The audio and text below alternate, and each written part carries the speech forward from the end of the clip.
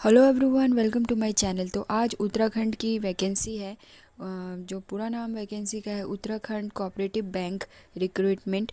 तो इसमें total number of vacancies जो है वो है 233। और इसका मोड ऑफ़ एप्लीकेशन जो होगा वो ऑनलाइन होगा।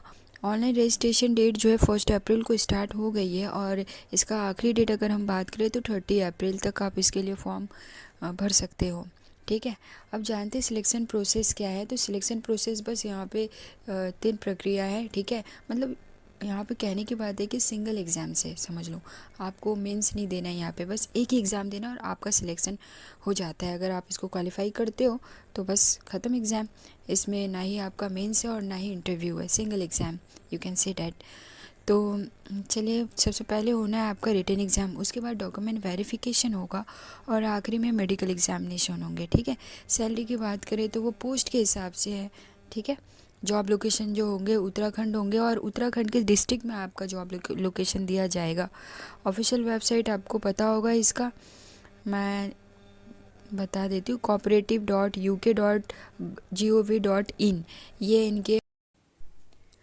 ये इनको ऑफिशियल वेबसाइट है। आप यहाँ से जाके फॉर्म के लिए आवेदन कर सकते हैं, या फॉर्म को आप भर सकते हैं। तो चलिए अब आगे बात करते हैं कि इसमें जो भी पोस्ट है, सारे पोस्ट में कितनी नंबर ऑफ़ वैकेंसीज है। ठीक है। तो यहाँ पे मैं अपने लैपटॉप से इसके फ़ोटोज़ ले रखी हूँ, आपको यहाँ से डायरेक्टली दिखाती हूँ। तो देखिए यहाँ पे अलग अलग पोस्ट है। सबसे पहला पोस्ट जो है वो है क्लर्क कम कैशियर का। उसके बाद junior branch manager, senior branch manager, assistant manager, manager, जिसमें टोटल नंबर ऑफ़ वैकेंसी की बात करें तो 233। तो जानते हैं कि किसमें कितनी वैकेंसीज है। जैसे कि आपको दिख ही रहा होगा स्क्रीन पे कि क्लर्क के लिए, क्लर्क कम कैशियर के लिए 160 number of vacancies are there, और जूनियर ब्रांच मैनेजर के लिए 54 वैकेंसीज है। वहीं पे सीनियर ब्रांच मैनेजर के लिए 9 वैकेंसीज है। ठीक है। और असिस्टेंट मैनेजर के लिए 6 और मैनेजर के लिए 2, जिसमें कि टोटल नंबर ऑफ़ वैकेंसी हो जाती है 233। तो अब बात करते हैं एजुकेशन क्वालिफ़िकेशन की, कि आप इसके लिए एलिजिबल हो भी या नहीं, है ना। तो सबसे पहले मैं बता दूं, हर ग्रेजुएशन इसके लिए अप्लाई कर सकता है।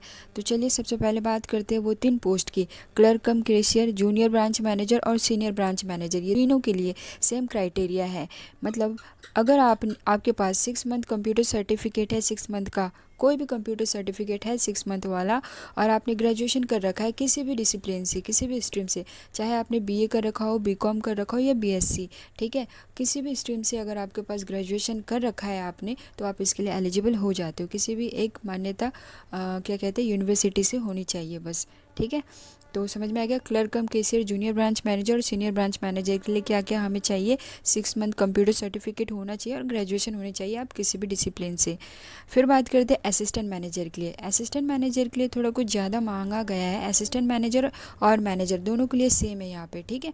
तो अगर आपके पास 6 मंथ कंप्यूटर डिप्लोमा है from an institution recognise by the state और सेंट्रल गवर्नमेंट, आपके पास किसी भी इंस्टीट्यूशन जो कि स्टेट या फिर सेंट्रल गवर्नमेंट की तरफ से सर्टिफिकेट है, डिप्लोमा, उनकी तरफ से आपने डिप्लोमा कंप्यूटर का कर रखा है। ठीक है। तो आप इसके लिए एलिजिबल हो जाओगे। साथ में आपको पोस्ट ग्रेजुएशन होना चाहिए। पोस्ट ग्रेजुएशन आपने किसी भी फील्ड में कर रखा है तो आप इसके लिए एलिजिबल हो। ठीक है। ज़रूरी नहीं आपने इसी फील्ड से कर रखा हो तो होगा, ऐसा नहीं है। आप किसी भी फील्ड से आपने अगर पोस्ट ग्रेजुएशन कर रखा है तो आप इसके लिए फॉर्म डाल सकते हैं, इसके लिए अप्लाई कर सकते हैं। ठीक है। और या फिर अगर पोस्ट ग्रेजुएशन नहीं करा है आपने, आपने ग्रेजुएट करा है इस डिग्री में, कौन कौन सी डिग्री सुन लीजिए, इकोनॉमिक्स, कॉमर्स, मैथ्स या फिर स्टैटिक्स, ये 4 सब्जेक्ट में कोई भी सब्जेक्ट आपके पास था ग्रेजुएशन में, तो आप इसके लिए एलिजिबल हो जाते हो। या तो पोस्ट ग्रेजुएशन होना चाहिए किसी भी फील्ड में, या फिर पोस्ट ग्रेजुएशन नहीं कर रखा है, ग्रेजुएशन कर रखा है, पर ग्रेजुएशन में आपके पास इकोनॉमिक्स, कॉमर्स, मैथ्स और स्टैटिस्टिक, ये 4 सब्जेक्ट होना ज़रूरी है, तो आप इसके लिए एलिजिबल हो जाते हो। ठीक है। तो और हाँ, एक चीज़ यहाँ पे बताई गई, कैंडिडेट जिन्होंने एमबीए कर रखा है या फिर लॉ डिग्री कर रखा है ना, उनको प्रेफरेंस दी जाएगी। तो अगर आपने एमबीए कर रखा है या फिर लॉ डिग्री कर रखा है तो ये आपके लिए बहुत अच्छा है। चलिए फिर आगे बात करते हैं कि एज लिमिट क्या है यहाँ पे।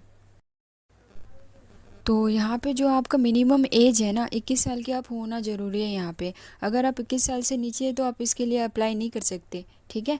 अगर आप 21 साल हो या फिर 21 साल से ऊपर है, ठीक है, तो आप इसके लिए एलिजिबल कर सकते हैं। 21 साल से 42 साल के लोग इसके लिए आवेदन कर सकते हैं। मिनिमम एज जो है 21 ईयर्स ओल्ड, और वहीं पर मैक्सिमम एज की बात करें 42 ईयर्स ओल्ड। मतलब 21 साल से 42 साल के अंदर आप आते हो, 21 ईयर्स से 42 ईयर्स तक के सारे लोग इसके लिए फॉर्म तो वो भर सकते हैं।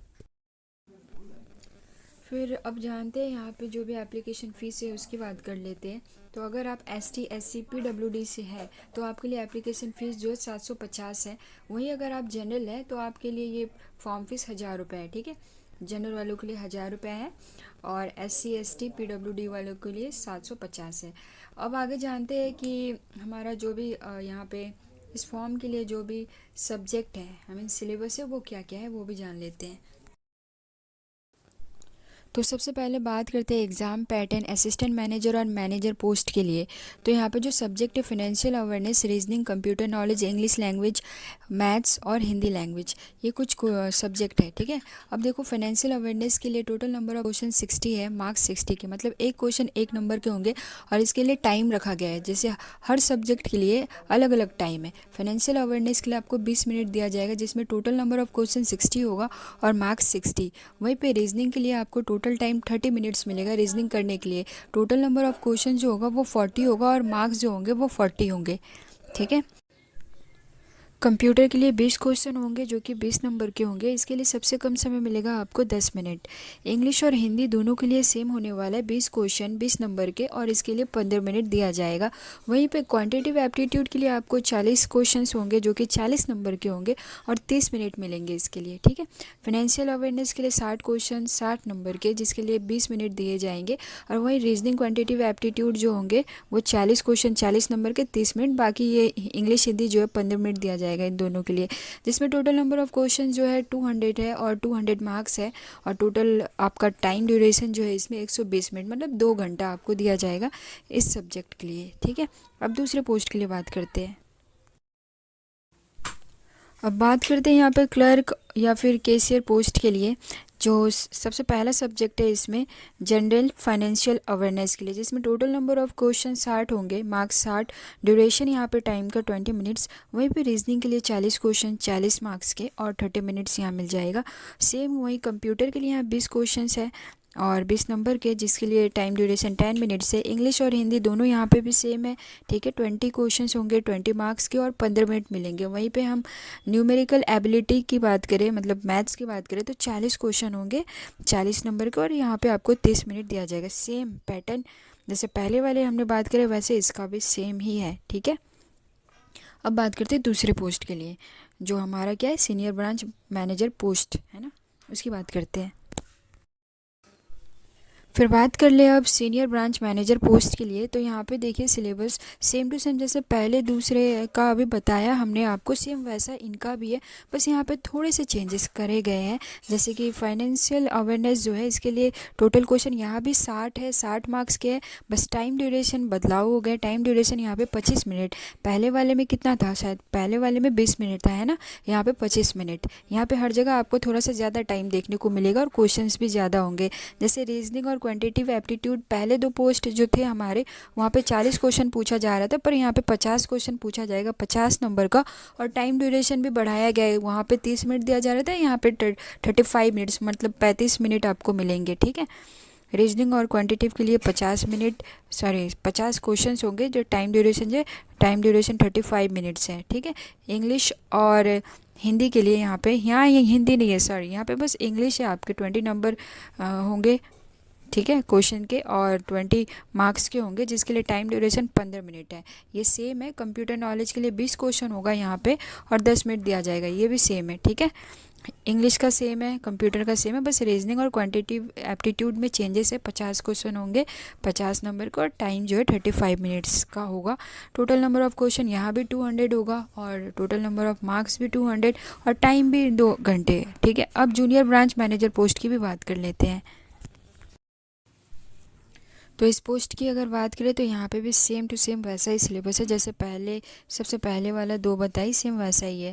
फाइनेंशियल अवेयरनेस के लिए 60 क्वेश्चन, 60 मार्क्स के, टाइम ड्यूरेशन 20 मिनट्स। रीजनिंग के लिए 40 क्वेश्चन 40 मार्क्स के, और मैथ्स के लिए भी 40 क्वेश्चन 40 मार्क्स के, और दोनों के लिए 30 मिनट्स मिलेंगे आपको, 30 मिनट्स। कंप्यूटर के लिए 20 क्वेश्चन 20 नंबर के, और इसका टाइम ड्यूरेशन जो है वो 10 मिनट। वहीं पे इंग्लिश और हिंदी की बात कर ले तो वो हमारा सेम होगा, 20 क्वेश्चन होगा और 15 मिनट दिया जाएगा। टोटल नंबर ऑफ क्वेश्चन 200 और मार्क्स 200, और टाइम ड्यूरेशन की बात करें 2 घंटे 120 मिनट्स।